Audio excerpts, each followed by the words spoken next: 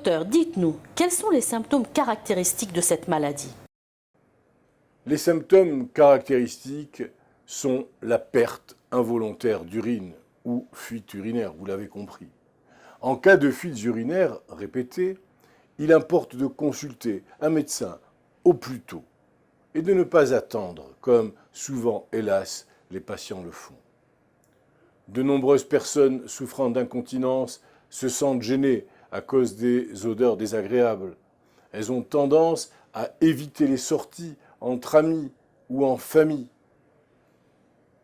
Cela peut conduire, hélas, à l'isolement et parfois à une dépression. Non soignée ou mal soignée, l'incontinence peut entraîner parfois des problèmes cutanés à type d'éruption ou bien d'autres problèmes dermatologiques. Si l'on ne traite pas l'incontinence par regorgement, elle peut entraîner une infection urinaire. Dans certains cas graves, la rétention urinaire représente alors une urgence médicale. Comment établissez-vous le diagnostic de l'incontinence urinaire?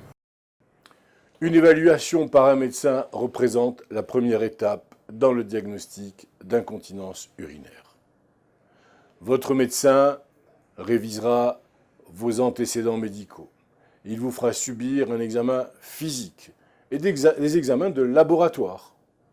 Le médecin va vous poser des questions également pour déterminer si cette incontinence survient exclusivement la nuit ou bien si elle est diurne le jour ou alors si elle est nocturne et diurne.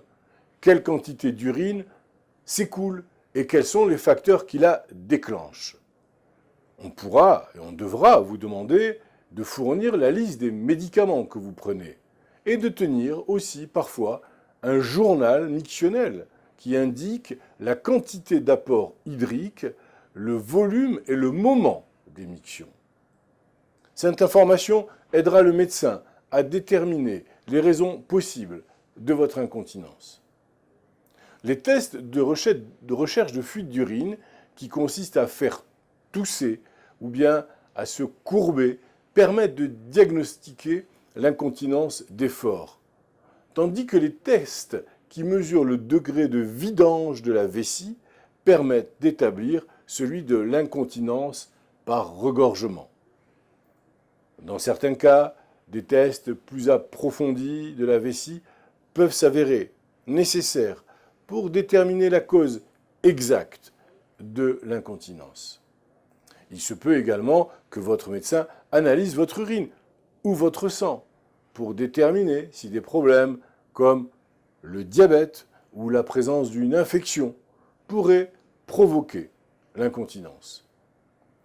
Trouver la cause du problème est essentiel, car cela aidera à déterminer les traitements appropriés.